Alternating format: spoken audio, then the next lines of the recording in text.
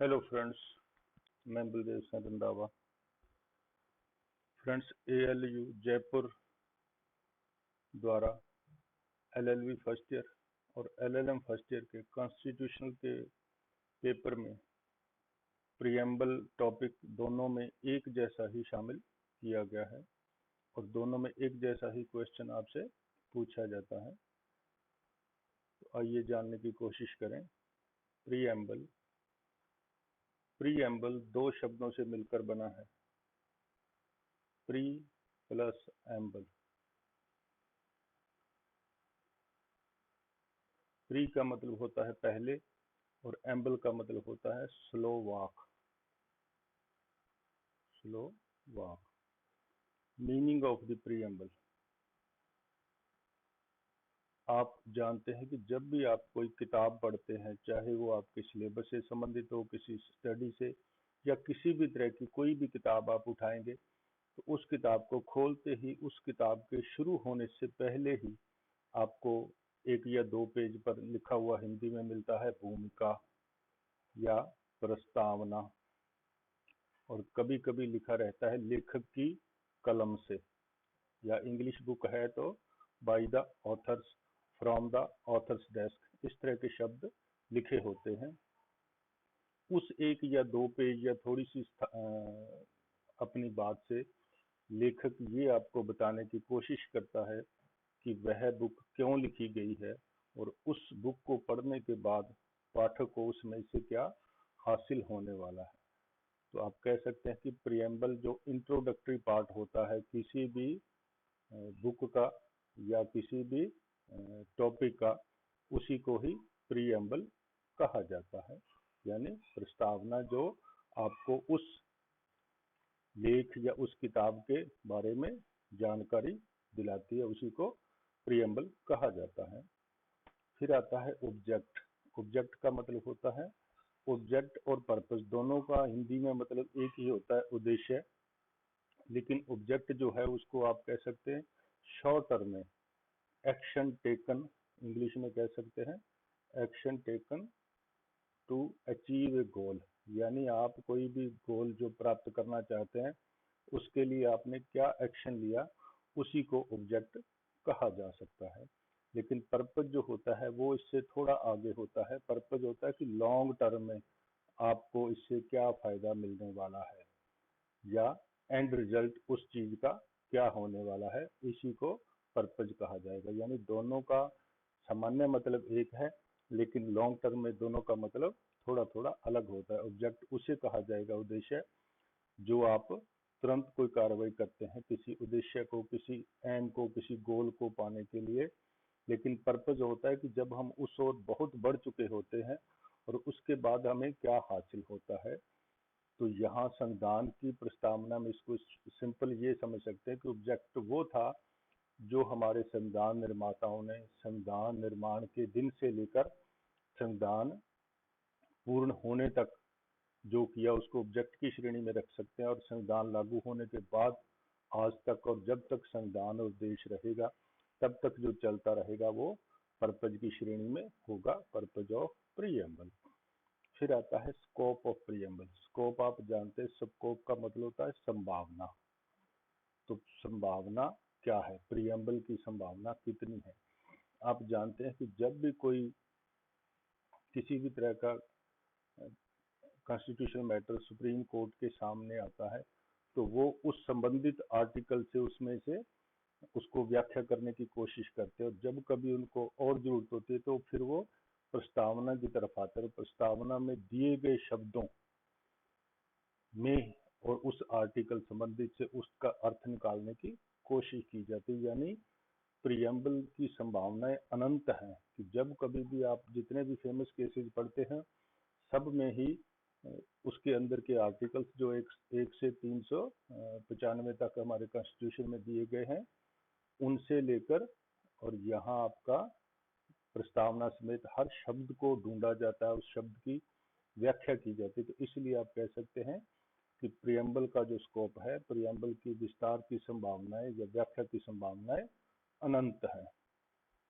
फिर आता है कंटेंट्स ऑफ प्रीएम्बल। प्रस्तावना की, हिंदी में कह सकते हैं प्रस्तावना की अंतर्वस्तु, यानी इसमें क्या कुछ है। तो हम जो पढ़ते हैं प्रस्तावना, जो आपकी शुरू होती है वी द पीपल से, ये देखिए ये प्रस्तावना है, we the people of India से शुरू होकर जो लास्ट तक चलती है दिस कॉन्स्टिट्यूशन। इसमें जितने भी शब्द ये जो है आप तो समझते हैं, भारत के लोग, solemnly, resolved, sovereign, secular, socialist, democratic, republic, liberty, fraternity, equality, integrity, हर एक शब्द का अपना ही एक महत्व और अपना ही एक स्थान है। इन्हीं चीजों को प्रस्तावना की कंटेंट्स या अंतर्वस्तु कहा जाता है। और जब कभी भी संविधान की व्याख्या करनी होती है तो ये सारा कुछ इसमें से शामिल किया जाता है, और इसी को ही आप प्रस्तावना की अंतर्वस्तु या कंटेंट्स ऑफ प्रियम्बल कह सकते हैं। फिर आता है utility of the preamble in interpretation of constitution.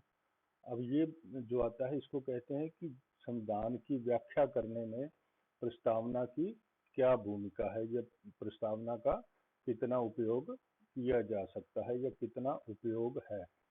तो आप जितना भी पढ़ते हैं या जितना भी आपने पढ़ा है, जब कभी भी संविधान के सामने, हम आगे भी इसमें चलेंगे, न्यायपालिका के सामने संविधान से संबंधित कोई भी क्वेश्चन आता है तो उन्होंने हमेशा ही आर्टिकल 1 से 395 के मध्य लेते हुए प्रस्तावना में दिए गए शब्दों का महत्वपूर्ण उपयोग किया है। उन शब्दों की व्याख्या करके सुप्रीम कोर्ट ने ये समझाने की कोशिश की है कि इस मतलब चीज का मतलब क्या है। फॉर एग्जाम्पल जैसे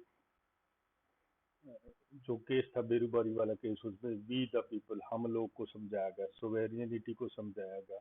मेनका गांधी वाले केस में उन्होंने ट्राइएंगल जो स्थापित किया था, गोल्डन ट्राइएंगल जिसको कहते हैं, लिबर्टी वगैरह को शामिल करते हुए। तो इस तरह से प्रस्तावना में दिए गए हर शब्द का अपना मतलब निकाला जाता है और सही मतलब निकाला जाता है। इसी को ही प्रस्तावना की व्याख्या या प्रस्तावना की, संविधान की व्याख्या करने में प्रस्तावना का योगदान या उपयोग माना जाता है। फिर आता है whether preamble is part of the constitution। अब ये जो सबसे बड़ा क्वेश्चन है, इसी पे आपका क्वेश्चन बनेगा। ऊपर वाली चीज इसके साथ पूछते हुए वो आपसे आखिर जो बड़ा क्वेश्चन इसी से निकाला जाता है कि क्या प्रस्तावना संविधान का पार्ट है। तो निसंदेह ये संविधान जब लिखा गया या कोई भी बुक लिखी जाती है तो उस पर पहले जब उसका इंट्रोडक्शन दिया जाता है तो उसी से संबंधित होता है। तो ये कभी नहीं कहा जा सकता कि प्रस्तावना उस बुक का या इस स्थिति में संविधान का हिस्सा नहीं है। लेकिन हमारी माननीय न्यायपालिका द्वारा शुरुआत में कुछ ऐसे निर्णय दिए गए जिनसे ये एक संभावना पैदा हो गई, और अलग अलग उन्होंने कहा कि संविधान जो प्रस्तावना है वो संविधान का अंग नहीं है। उससे ही थोड़ी कंट्रोवर्सी पैदा हुई। लेकिन हम जानते हैं, इसको आप डिटेल से हम समझने की कोशिश करते हैं कि प्रस्तावना संविधान का अभिन्न अंग है या वो उसी का पार्ट है। तो इसको समझने के लिए हमें थोड़ा हिस्ट्री में चलना होगा।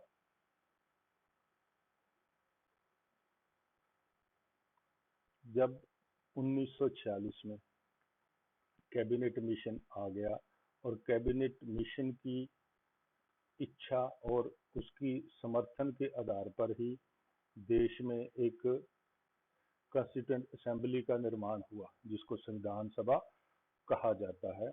और उसी के द्वारा ही भारत में एक अंतरिम सरकार या इंटरिम गवर्नमेंट की स्थापना हुई, जिसमें लगभग 15 मंत्री और हमारे जवाहरलाल जी को पहले प्रधानमंत्री बनाया गया था।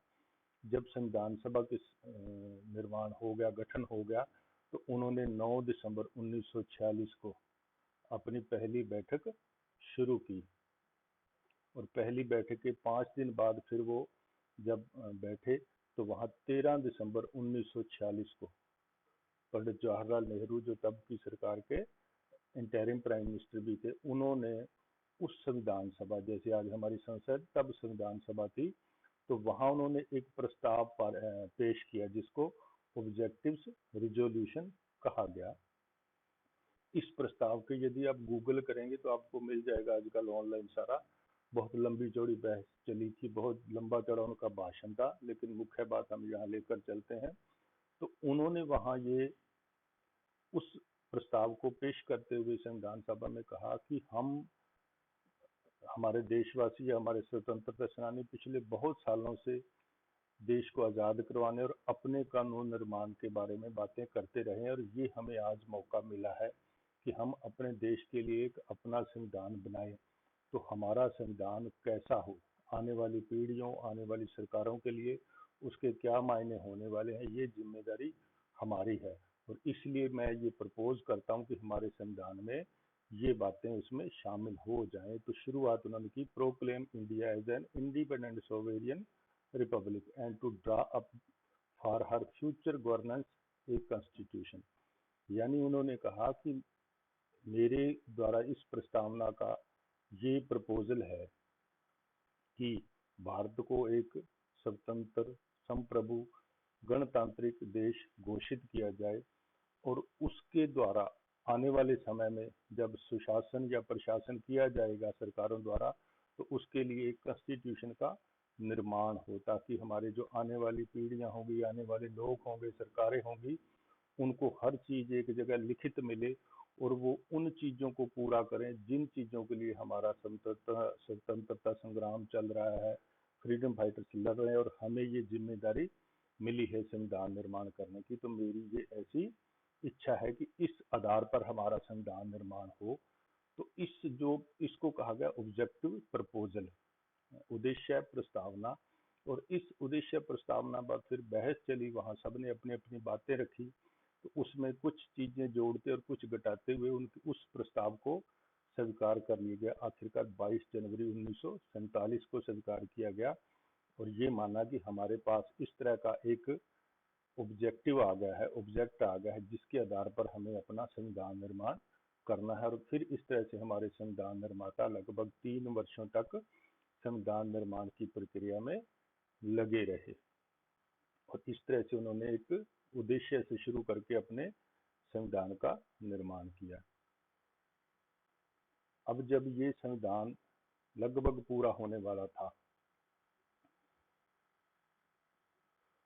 तो 17 अक्टूबर 1949 को डॉक्टर राजेंद्र प्रसाद, जो संविधान सभा के अध्यक्ष थे, संविधान ड्राफ्ट कमेटी के अध्यक्ष तो थे डॉक्टर अंबेडकर, लेकिन संविधान सभा के अध्यक्ष थे डॉक्टर राजेंद्र प्रसाद। जब ये संविधान करीब करीब पूरा हो चुका था, उसमें चीजें शामिल हो चुकी थी, आवश्यक प्रावधान सारे बन चुके थे, तो फिर डॉक्टर राजेंद्र प्रसाद ने 17 अक्टूबर 1949 को एक प्रपोजल पेश किया अपनी उस संविधान सभा में, और उन्होंने कहा कि हम इस जो ऑब्जेक्टिव प्रपोजल जो ऑब्जेक्टिव प्रपोजल या उद्देश्य प्रस्तावना जो पंडित जवाहरलाल नेहरू ने रखी थी, हम उसी की के अनुसार आगे बढ़ते हुए हमने संविधान निर्माण लगभग पूरा कर लिया है। अब मैं ये सोचता हूँ, मेरा ये प्रस्ताव है कि हमें उस ऑब्जेक्टिव प्रपोजल को संविधान में प्रस्तावना के रूप में जोड़ा जाए, और मेरी ऐसी इच्छा है कि आप इस प्रस्ताव का समर्थन करेंगे। तो उनके उस प्रस्तावना को, उस प्रपोजल को फिर संविधान सभा में रखा गया, और उस पर फिर बहस हुई। उसको भी आप गूगल करके देख सकते हैं। तो उस बहस में बहुत सारे जो उस संविधान सभा के सदस्य थे, सब ने अपनी अपनी बातें रखी, और अलग अलग शब्दों को कभी जोड़ना होता था, कभी उसको हटाना होता था, उस पर बहस करते थे, सबका समर्थन होता था। तो सब चीजों को जोड़ते हुए, यदि आप उसको पढ़ेंगे तो बहुत इंटरेस्टिंग मिलेगा आपको।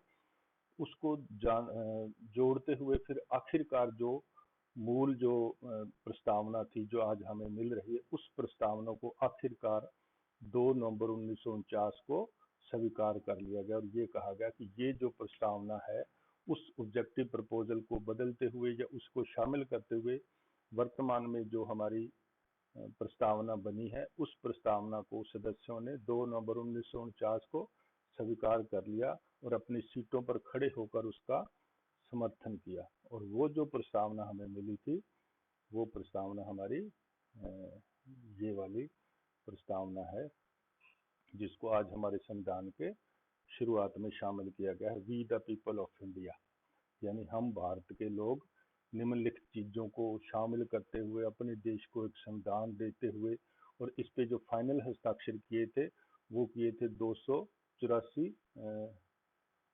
सदस्य उस दिन तक हाजिर थे जिन्होंने उस पे साइन किए थे इस संविधान को अडॉप्ट करने में 26 नवंबर 1949, और ये कहा गया कि ये आज से इनेक्ट होता है, शुरू होता है।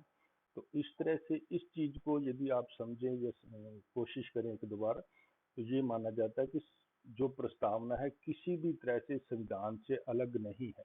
यानी संविधान निर्माण के पहले दिन एक ऑब्जेक्टिव प्रपोजल सामने आया, और संविधान निर्माण का पूर्ण होने के बाद उस ऑब्जेक्टिव प्रपोजल को सावधानी के साथ, समर्थन के साथ, बहस के साथ नेताओं ने एक एक शब्द का मतलब निकालते हुए उसको प्रस्तावना के रूप में स्वीकार किया और उसको उसका अभिन्न अंग माना।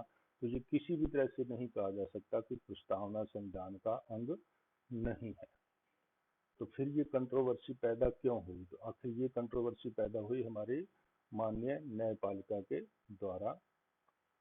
जैसे ही 26 नवंबर 1949 को संविधान पूर्ण हुआ, लागू हो गया, और शेष जो था वो 26 जनवरी 1950 से लागू हो गया। तो संविधान सभा जो थी वो टेम्परेरी संसद में बदल गई, खत्म हो गई, और ये सारा संविधान की व्याख्या का जो जिम्मा था ये सुप्रीम कोर्ट को सौंप दिया गया। तो संविधान लागू होने और सुप्रीम कोर्ट की स्थापना के लगभग 3-4 महीने बाद मई 1950 में ये जो पहला केस है ये सुप्रीम कोर्ट के सामने आया था। तो ए के गोपालन, ये ए के गोपालन है, के सी गोपालन नहीं है।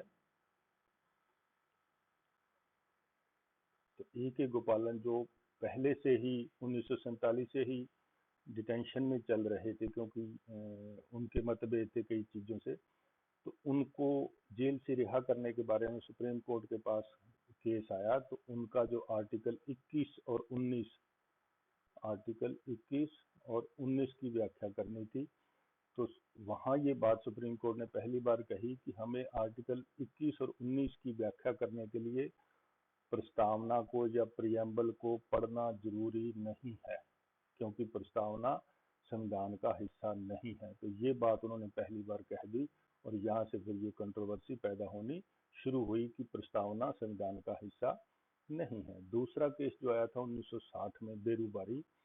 जब भारत पाकिस्तान का बंटवारा हुआ तो बेरूबारी जलपाईगुड़ी जिला जो है पश्चिम बंगाल में, जलपाईगुड़ी जिला है, जलपाईगुड़ी में एक थाना पड़ता था, थाने का क्षेत्राधिकार जिसको बेरूबारी कहा जाता था। तो बंटवारे के समय ये बेरूबारी मिल गया था हिंदुस्तान को, लेकिन बंटवारा होने के बाद कई चीजों से पाया गया कि बेरूबारी के निवासियों को भारत में आने में परेशानी है। अगर वो पूर्वी पाकिस्तान जो बाद में बांग्लादेश बना उसमें शामिल हों तो उनके लिए आसानी होगी। तो दोनों सरकारों के मध्य, भारत और पाकिस्तान सरकारों के मध्य समझौते हुए कि बेरूबारी का जो इलाका है वो पाकिस्तान को दे दिया जाएगा। तो जब देश की जनता, हमारे देश की जनता को पता चला तो उन्होंने इसका विरोध किया। तो अब जब ये विरोध हुआ तो फिर ये बात देखी गई कि इसको हम संविधान में देखें ये कहाँ दिया गया है। तो संविधान में आर्टिकल 1 से 4 यदि आप पढ़ेंगे तो ये कहा गया है कि नए राज्यों का निर्माण कैसे होगा, राज्यों का रिकंस्ट्रक्शन कैसे होगी, एक स्टेट की जमीन दूसरे में कैसे मिलाई जाएगी, ये सब कुछ दिया गया है। लेकिन ये कहीं नहीं लिखा कि भारत की जमीन दूसरे देश को दी जा सकेगी, ये संविधान में प्रावधान नहीं था, और लोगों का विरोध भी था। तो इस चीज को हल करने के लिए बात गई राष्ट्रपति जो डॉक्टर राजेंद्र प्रसाद थे। और डॉक्टर राजेंद्र प्रसाद ने देखा कि जब संविधान निर्माण हो रहा था तो मैं उस संविधान सभा का अध्यक्ष था, तो अब गलती तो कहीं ना कहीं हुई है, तो इसका क्या किया जाए। तो राष्ट्रपति ने ये केस रेफर किया आर्टिकल 143 के तहत सुप्रीम कोर्ट को कि आप इस पे अपना जो भी आप अपनी बात बताएं कि इस मसले का हल कैसे किया जाए, क्योंकि लोग विरोध कर रहे हैं। तो सुप्रीम कोर्ट ने व्याख्या करते हुए कहा कि जो संविधान में लिखा है वी द पीपल, हम भारत के लोग, तो लोगों का कहना है कि शक्ति भारत के लोगों में है, लेकिन सुप्रीम कोर्ट ने कहा कि हम यहाँ प्रस्तावना को पढ़ेंगे ही नहीं, प्रस्तावना तो यूं ही दे रखी है और उसमें जो भारत के लोग लिखा है उसका कोई मतलब नहीं रह जाता और सरकार अपनी मर्जी से जमीन जो है वो संविधान संशोधन करके पाकिस्तान को दे सकती है। तो वहाँ जो संविधान संशोधन किया गया वो नवा नाइन्थ अमेंडमेंट था, नवा संविधान संशोधन किया गया और उसमें क्या किया गया कि जो सेकंड शेड्यूल है हमारे, जो सेकंड जो आप पढ़ते हैं कि 12 जो अनुसूचियां दे रखी हैं संविधान के साथ, जो सेकंड शेड्यूल है वो ये बताती है कि किस राज्य का कितना क्षेत्र होगा। तो उन्होंने कहा कि आप सेकंड शेड्यूल में अमेंडमेंट करके बेरूबारी वाला जमीन दे सकते हो, लेकिन वी द पीपल का कोई मतलब नहीं है क्योंकि प्रस्तावना जो है संविधान का अंग नहीं है। तो ये उनकी व्याख्या ने ही फिर बखेड़ा खड़ा कर दिया कि प्रस्तावना संविधान का अंग नहीं है। और फिर आया गोलकनाथ वाला मामला, ये पंजाब से भूमि सुधारों का मामला था, भूमि सुधार कानून, क्योंकि ये गोलकनाथ परिवार की जमीन जो थी वो अ, सरकार ने अपने कब्जे में ले ली थी। तो उसके आधार पर जब मामला चला तो फिर सुप्रीम कोर्ट ने कहा कि सरकार चाहे तो कानूनों में संशोधन कर सकती है, मूल अधिकारों में भी संशोधन कर सकती है, और उसमें जो संविधान में दी गई, जो प्रस्तावना में दी गई बात है कि अधिकारों के वाली बात, उसके यहाँ कोई मायने नहीं रह जाते। तो इसलिए उन्होंने फिर यहाँ कह दिया कि गोलकनाथ वाले मामले में कि संविधान जो प्रस्तावना है वो संविधान का अंग नहीं है। तो ये लगभग मामला पहले 3 केसेज में सुप्रीम कोर्ट ने ये कह दिया कि प्रस्तावना संविधान का अंग नहीं है, इसीलिए वो सारी कंट्रोवर्सी पैदा हुई।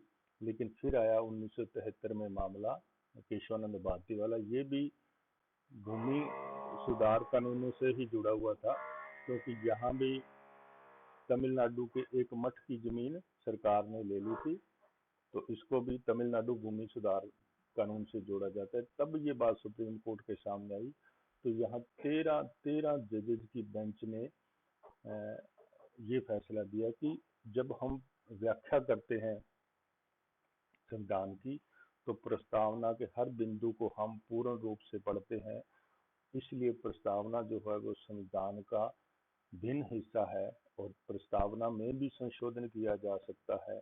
और इस तरह से यदि सरकार चाहे, संसद चाहे तो पूरे संविधान में प्रस्तावना के समेत संशोधन कर सकती है, लेकिन उसकी बेसिक स्ट्रक्चर, जो मूल दिए गए हैं तत्व जो भारत को भारत बनाते हैं, इस लायक बनाते हैं कि हमारे यहाँ एक गणतांत्रिक प्रणाली है, स्वतंत्र न्यायपालिका है, जुडिशियल रिव्यू है, उन चीज़ों को सरकार खत्म नहीं कर सकती, संसद खत्म नहीं कर सकती, लेकिन बाकी पूरी चीज़ों में वो संशोधन कर सकती है। वो प्रस्तावना में भी संशोधन कर सकती है क्योंकि प्रस्तावना संविधान का अंग है। तो लगभग 23 वर्षों बाद, संविधान लागू होने के 23 वर्षों बाद माननीय न्यायपालिका ने ये मान लिया कि प्रस्तावना संविधान का हिस्सा है। और इसी तरह से फिर ये आया था इंदिरा साहनी वाला केस 1992 में, इसको मंडल केस भी कहा जाता है। मंडल कमीशन की जो सिफारिशें लागू की थी रिजर्वेशन के संबंधित, इसमें भी ये माना कि जो समानता है, शैक्षिक, न्यायिक और आर्थिक समानता देने के लिए प्रस्तावना का इस्तेमाल किया जा सकता है, प्रस्तावना को पढ़ा जाएगा, और प्रस्तावना क्योंकि संविधान का हिस्सा है। इसी तरह से आया था एस आर बोमई केस, ये विधानसभा में बहुमत की गिनती की बात थी कर्नाटक राज्य की। कर्नाटक में आजकल जो मुख्यमंत्री अब चल रहे हैं वो हैं बी आर बोमई। तो एस आर बोमई इनके पिता थे, उनकी सरकार को गिरा दिया गया केंद्र की कांग्रेस सरकार द्वारा, राष्ट्रपति शासन लगाकर बहुमत होते हुए भी। तब ये मामला सुप्रीम कोर्ट के सामने आया, तो सुप्रीम कोर्ट ने कहा कि सदन में बहुमत है कि नहीं, इसका फैसला केवल सदन के अंदर होगा, किसी अदालत में नहीं होगा, या गवर्नर इसका नहीं करेंगे, सदस्यों के डायरेक्ट वोटिंग के द्वारा इसका फैसला किया जाएगा। और साथ ही उन्होंने कहा कि यदि कोई सरकार धर्म के आधार पर वोट लेने का प्रयत्न करती है तो वो गलत होगा, क्योंकि प्रस्तावना में लिखा गया है सेक्युलर। तो सेक्युलर का मतलब है धर्मनिरपेक्ष, तो प्रस्तावना धर्मनिरपेक्षता का मतलब बताती है, इसलिए जो संविधान है, हमारी प्रस्तावना है, वो संविधान का अभिन्न अंग है। और यही बात फिर union of India versus LIC life insurance corporation Bharatiya Jeevan बीमा निगम में भी यही चीज कही गई है कि प्रस्तावना संविधान का अंग है। तो इस तरह से यदि आप उन चीज़ों को समझते हैं, एक एक चीज़ को थोड़ा थोड़ा आप इसको रिकॉल फिर करके देख लें कि जब संविधान निर्माण शुरू हुआ तो वहाँ उन्होंने, पंडित नेहरू ने एक ऑब्जेक्टिव क्लाज रखा था, ऑब्जेक्टिव प्रपोजल, जिसके द्वारा संविधान निर्माण की बात की गई थी। और उसी के बाद फिर जब संविधान निर्माण हुआ तो उसी को बदलते हुए प्रस्तावना में बदल दिया, और प्रस्तावना में दिए गए हर शब्द को हमारे संविधान निर्माताओं ने बड़े बहस, चर्चा, नाप तोल और बड़े ज्ञान के साथ उसमें शामिल किया है। और उसी की व्याख्या करते हुए ही ये पूरी तरह से साबित होता है कि प्रस्तावना संविधान का अंग है, वो उससे बाहर नहीं है। और 1973 के बाद इस तरह की अब कोई भी सुप्रीम कोर्ट द्वारा कोई फैसला नहीं दिया गया जिसमें ये माना जाए कि प्रस्तावना संविधान का अंग नहीं है। तो होप ये चीज आपको समझ आई होगी। तो मिलते हैं फिर किसी नई चीज पर।